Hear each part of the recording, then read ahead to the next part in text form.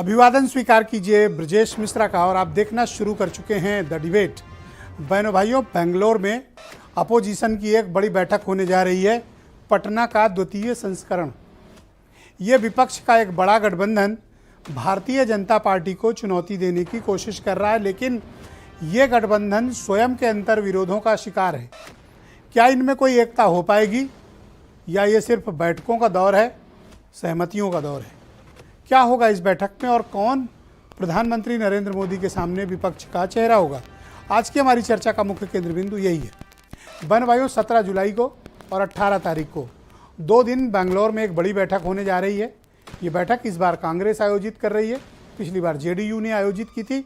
मसला है कि एक कंसेंसस बनाया जाए कि अपोजिशन में कौन भारतीय जनता पार्टी के नेतृत्व वाली एनडीए और प्रधानमंत्री नरेंद्र मोदी को मुकाबला देगा। क्या वो चेहरा राहुल गांधी हैं या फिर वो चेहरा नीतीश कुमार हैं? कौन प्रधानमंत्री मोदी के सामने विपक्ष का चेहरा बनेगा? वैसे पॉपुलैरिटी के लेवल पे, संगठन के स्तर पर और विपक्ष में ताकत के हिसाब से और लोकप्रियता को देखते हुए राहुल गांधी ही विपक्ष की स्वाभाविक पसंद होंगे, ऐसा माना जा रहा है, ऐसा प्रतीत होता है और ऐसा अनुमान है। तो क्या राहुल गांधी के नाम पर संपूर्ण विपक्ष सहमत होगा कि उनको फेस बनाकर अपोजिशन प्रधानमंत्री मोदी के सामने चुनौतियां प्रस्तुत करे और 2024 के चुनाव में राहुल गांधी के नेतृत्व में विपक्ष लड़े? क्या बेंगलोर की बैठक के जरिए ये संदेश देने की कोशिश होगी? और अगर होगी तो क्या इतने ज़्यादा अंतर्विरोध से घिरी पार्टियां, जिनमें राज्य स्तर पर अपने मतभेद हैं, क्षेत्रीय राजनीति में मतभेद हैं और सबसे बड़ी बात मुद्दों पर भी मतभेद हैं, और ऐसा सिर्फ मैं शब्दों के कारण नहीं कहा, मैं इसकी वजह भी आपको गिनाऊंगा एक एक करके कि अंतर्विरोध के शिकार कितने क्या ये लोग अपने जो पर्सनल ग्रीवियंसेस हैं ये पॉलिटिकल पार्टीज भूल पाएंगी, या उन मुद्दों को जिसको लेकर सेंसिटिव हैं क्या उस पर सहमति बनेगी? मैं मिसाल देता हूं आम आदमी पार्टी की। आम आदमी पार्टी धारा 370 पर भी भारतीय जनता पार्टी को सपोर्ट करती है, मतलब इस मूव को सपोर्ट करती है। यूनिफॉर्म सिविल कोड पर भी जिस दिन ये ड्राफ्ट आने की चर्चा शुरू हुई, आम आदमी पार्टी ने आगे बढ़कर कहा हम समर्थन करते हैं, लेकिन विपक्ष के बाकी दलों ने इसकी खिलाफत की थी या कहा था कि ड्राफ्ट आने दीजिए फिर ओपिनियन देंगे। 2 तरह की बातें आई थी। बंगाल में भी अंतर्विरोध है, बिहार में भी है, उत्तर प्रदेश में भी है, अन्य राज्यों में भी है। क्या इस अंतर्विरोध का सामना विपक्ष करते हुए कोई एकता बना पाएगा? अगर बना लेता है तो ये करिश्मा है। और बहनों भाइयों, इस देश में करिश्मे हुए हैं और ये करिश्मा खुद भारतीय जनता पार्टी ने करके दिखाया था। कब? 99 में जब वाजपेयी जी जीते, 160-61 सीटें बीजेपी की आई थी। उसके बाद गठबंधन के नेतृत्व में सरकार चली, हालांकि 13 दिन में वो सरकार गिर गई, लेकिन एक कोशिश हुई। इस देश में बहनों भाइयों अब गठबंधन की सरकारों का दौर है। एक पॉलिटिकल पार्टी भले ही उसे मैंडेट मिल रहा हो, भले ही बहुमत का आंकड़ा छू रही हो, लेकिन इस देश की राजनीति पर और इस देश की सत्ता पर काबिज रहना है तो ईस्ट वेस्ट, नॉर्थ और साउथ सबको साथ लेकर चलना पड़ेगा, भले ही आप मेजॉरिटी में क्यों ना हो। कॉम्प्लिकेटेड है इस देश की राजनीति, क्षेत्रीय इलाकों में बटी हुई है इस देश की राजनीति, और कई बार और बल्कि बहुधा बहुत से ऐसे राज्यों में क्षेत्रीय दल भारतीय जनता पार्टी पर बहुत भारी है। मिसाल के तौर पर आप उड़ीसा देख लीजिए, मिसाल के तौर पर पश्चिम बंगाल देख लीजिए, कर्नाटक का उदाहरण आपके समक्ष है, तमिलनाडु, साउथ, डीप साउथ चले जाएं तो और स्थितियां बिल्कुल अलग है। तो जाहिर सी बात है कि बीजेपी को सबसे बड़ा पावर हाउस नॉर्थ बेल्ट है, हिंदी पट्टी। हिंदी पट्टी में बीजेपी के परफॉर्मेंस बहुत कुछ निर्भर करेगा कि दिल्ली में उसकी पकड़ कितनी मजबूत होगी। और आप खास तौर पर इस बात को देखिए कि जो विपक्ष का अलायंस है, इसका जोर दक्षिण में ज़्यादा नहीं है। यही बात बीजेपी अभी नहीं समझ पा रही।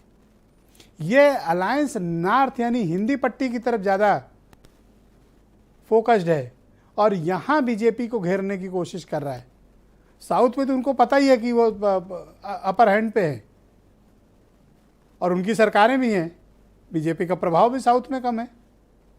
लिहाजा ये नॉर्थ में बीजेपी को घेरने के लिए अलायंस तैयार हो रहा है। नॉर्थ का मतलब गुजरात से शुरू करिए और सीधे नॉर्थ ईस्ट तक जाइए, ये पूरा नॉर्थ एरिया है भारत का। और इसमें अधिकांश हिंदी पट्टी राज्य हैं जहां से भारतीय जनता पार्टी को ताकत मिलती, पावर हाउस है बीजेपी का। यहाँ क्या घेरने की कोशिश हो रही है? क्या होगा? बीजेपी घिर जाएगी? क्या राहुल गांधी पर सहमति बन जाएगी सबकी कि राहुल गांधी को विपक्ष में मोदी के सामने चेहरा बनाया जाए? Is it possible? क्या ऐसा संभव है? वर्तमान राजनीति में नीतीश कुमार भले ही प्रयास करते दिखें, केसीआर भले ही प्रयास करते दिखें, लेकिन इसमें कोई दो राय नहीं है कि राहुल गांधी को लेकर सभी विपक्षी दलों में एक सहमति टाइप बन रही है। लेकिन कांग्रेस कई राज्यों में लड़ भी रही है उन्हीं पार्टियों से, जिसका मैंने शुरुआत में जिक्र किया कि यह अंतर्विरोध है। मुद्दों का अंतर्विरोध दलगत भी है और अंतर्विरोध क्षेत्रीय राजनीति का भी है। और चौथी बात मैं कह रहा हूं कि अंतर्विरोध खुद के पॉलिटिकल सर्वाइवल का है कि कहीं बीजेपी को रोकने के चक्कर में खुद न नष्ट हो जाएं। इस कारण आपस में सहमति का अभाव है। बहनों भाइयों, आज इसी का सवाल का जवाब हम परिचर्चा में खोजने की कोशिश करेंगे। आप कुछ स्टेटमेंट सुने, फिर आज की परिचर्चा हम आगे बढ़ाने वाले हैं। तो भारतीय जनता पार्टी के लिए न राहुल गांधी चुनौती है न कांग्रेस पार्टी चुनौती है। जनता जनार्दन की समृद्धि और खुशहाली साकार हो, यह भारतीय जनता पार्टी की नीतियां हैं और लक्ष्य है। उसके लिए कि भारतीय जनता पार्टी काम कर रही है और जनता जनार्दन का एक मजबूत भरोसा भारतीय जनता पार्टी के सुशील नेतृत्व को प्राप्त है। इसलिए कोई दल भारतीय जनता पार्टी के लिए चुनौती नहीं। घबराहट की वजह इसलिए होनी चाहिए उनकी कि वो जब क्या कहते हैं कोई काम नहीं कर रहे हैं, सिर्फ बयानबाजी कर रहे हैं। और पिछले 10 वर्षों से मैं समझता हूँ, 10वां वर्ष ये शासन का है, पिछले 10 वर्षों से वो किसान की आय दोगुनी करने के लालच दे रहे हैं और अभी तक वो मतलब उनका कोई प्रॉफिट नहीं करा पा रहे हैं। किसान घाटे में चल रहा है। तो ऐसी स्थिति में कोई उनसे क्या उम्मीद कर सकता है? आदरणीय अखिलेश यादव जी लगातार मेहनत कर रहे हैं, देश के भ्रमण पे हैं, जनता को जोड़ने का काम कर रहे हैं, उनसे संवाद कर रहे हैं। आदरणीय राहुल गांधी जी, आदरणीय नीतीश कुमार जी, आदरणीय ममता बनर्जी आदि नेता भी लगातार जनता से संवाद कर रहे हैं, मेहनत कर रहे हैं। 2024 के लोकसभा चुनाव में जनता परिवर्तन चाहती है और सभी विपक्षी दल मिलकर 2024 का चुनाव लड़ेंगे और भारतीय जनता पार्टी को इस सत्ता से बाहर का रास्ता दिखाएंगे। तो बहनों भाइयों, आज की परिचर्चा को आगे बढ़ाते हैं। आलोक अवस्थी उत्तर प्रदेश में भारतीय जनता पार्टी के प्रवक्ता हैं, आसिम वकार MIM के राष्ट्रीय सचिव।